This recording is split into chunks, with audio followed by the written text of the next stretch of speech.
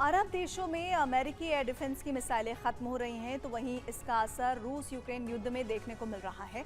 Ukraine की राजधानी Kyiv की सुरक्षा में पेट्रियट एयर डिफेंस के भरोसे थी। अब यूक्रेन में भी मिसाइलों की भारी कमी है, जिसकी वजह से रूसी मिसाइलें गिराई नहीं जा रही और कीव तबाह हो रहा है। रूस ने यूक्रेन की राजधानी पर ताबड़तोड़ हमलों का सिलसिला जारी रखा है। कीव में फिर भारी तबाही हुई है। यूक्रेनी राष्ट्रपति ज़ेलेंस्की के मुताबिक रूस ने रात भर चले हमले में 35 मिसाइलें और 185 ड्रोन से हमले किए। रिपोर्ट के मुताबिक नॉर्थ कोरिया से रूस में मिसाइलें भेजी गई हैं। नॉर्थ कोरिया की मिसाइलों से कीव पर हमले हो रहे हैं। पेट्रियट मिसाइलों के खत्म होने का फायदा उठाया जा रहा है। यूरोप अमेरिका से पेट्रियट मिसाइलें लेने वाला था। यूरोप से यूक्रेन को पेट्रियट की सप्लाई होने वाली थी, लेकिन अमेरिका खुद ईरान के मोर्चे पर जंग में उलझा है। अमेरिकी पेट्रियट मिसाइलों का स्टॉक खत्म होने वाला है। हमले में 9 नागरिकों की मौत हो गई और 30 से अधिक लोग घायल हुए। 105 लोगों को मलबे से रेस्क्यू किया गया है। कीव के डार्नेट्स्की में एक 5 मंजिला इमारत ढह गई, जिसके मलबे में कई परिवार दब गए। डार्नेट्स्की में 7 लोगों की मौत हुई है। एक साथ 50 से अधिक ड्रोन से हमले हो रहे हैं। डिकॉय ड्रोन का भी इस्तेमाल बढ़ा दिया गया। मिसाइलों से रडार को निशाना बनाया जा रहा है। युद्धग्रस्त यूक्रेन में अब एक ऐसा मोड़ आ गया है जहां रूस के मोर्चे पर यूक्रेनी सेना घिरी है, तो घरेलू मोर्चे पर ज़ेलेंस्की। संकट ये है कि यूक्रेन की जनता कीव की सड़कों पर उतर चुकी है, वो भी ज़ेलेंस्की के एक फैसले के खिलाफ। आखिर क्या है वो फैसला और क्यों इस प्रदर्शन में रूस का हाथ माना जा रहा है, इस रिपोर्ट में देख लीजिए। फेदोरोव को हटाना ज़ेलेंस्की को पड़ा भारी। तो क्या पुतिन का खुफिया नेटवर्क इस प्रदर्शन की आग में घी डाल रहा है? क्या पुतिन ने ज़ेलेंस्की को सत्ता से हटाने के लिए अपना तंत्र सक्रिय कर दिया है?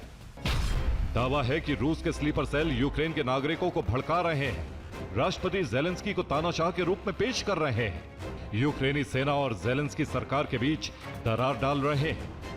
और पश्चिमी एशिया में कूटनीति के पन्ने जल चुके हैं और जो जानकारी इस वक्त मिल रही है, उससे पहले एक बड़ी खबर आपके सामने है। इजराइल में अमेरिकी दूतावास का बड़ा अलर्ट है और इस अलर्ट में क्या बताया गया है कि अमेरिकी नागरिकों को तुरंत देश छोड़ने की तैयारी करनी चाहिए और साथ ही ये सलाह है कि तनाव बढ़ा तो अचानक खाली कराया जाएगा पूरा का पूरा इलाका।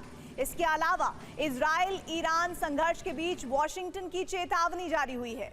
और इस बीच आपको हम बता दें कि ये जो अहम खबर है, उसके तहत पश्चिमी एशिया में कूटनीति के पन्ने जल चुके हैं।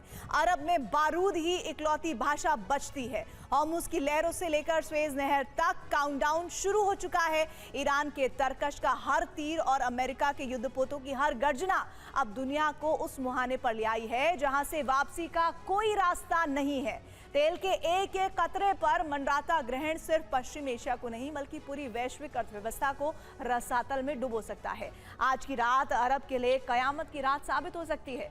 अमेरिका ने अल्टीमेटम जारी कर दिया है। ईरान में हाई अलर्ट है। बारूद का विस्तार किसी भी वक्त पूरे अरब में हो सकता है, जो दुनिया में नया आर्थिक संकट ला सकता है।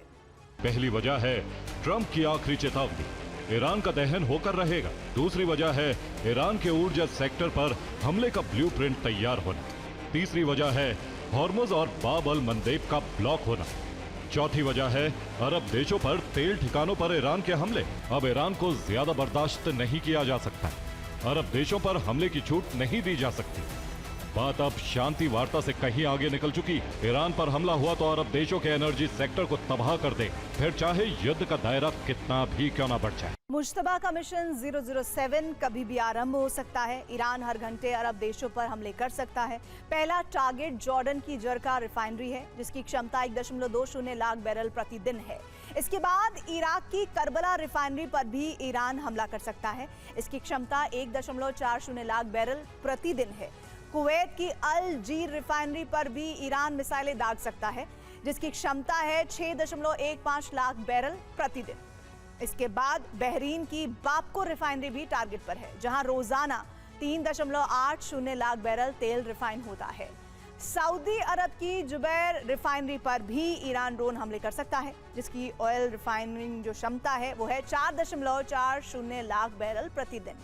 जबकि कतर की मिसाइल रिफाइनरी क्षमता 1.37 लाख बैरल प्रतिदिन है, ये भी टारगेट पर है। और इसके बाद 7वें घंटे में जो 7वां टारगेट होगा वो है यूएई की रुवैस रिफाइनरी, जिसकी क्षमता है 8.17 लाख बैरल प्रतिदिन। सऊदी अरब में ग्लावर ऑयल फील्ड, अब कैक ऑयल फैसिलिटी और खुरैस ऑयल फैसिलिटी। इसी तरह संयुक्त अरब अमीरात में रुवैस तेल रिफाइनरी, जाकुम ऑयल फील्ड, जबकि कतर में नॉर्थ ऑयल फील्ड, रास लफान एलएनजी फैसिलिटी, कुवैत में बर्गन ऑयल फील्ड, बहरीन की सितरा रिफाइनरी और इसराइल का लेवियाथन और तमर गैस फील्ड। युद्ध से यूरोप में तेल संकट बढ़ सकता है। जर्मनी को युद्ध से पहले 2.2 लाख बैरल रोजाना तेल सप्लाई होता था, जो युद्ध के बाद घटकर 1.6 लाख बैरल प्रतिदिन हो गया। तेल सप्लाई में 27% गिरावट हुई है। ब्रिटेन में युद्ध से पहले 97,000 बैरल प्रतिदिन जाता था, जो युद्ध के बाद घटकर 78,000 बैरल प्रतिदिन हो गया। कुल 20% की गिरावट हुई। इसका मतलब फ्रांस को भी युद्ध से पहले 4.8 लाख बैरल प्रतिदिन तेल जाता था, जो 19% गिरावट के साथ युद्ध के बाद 3.9 लाख बैरल प्रतिदिन हो गया।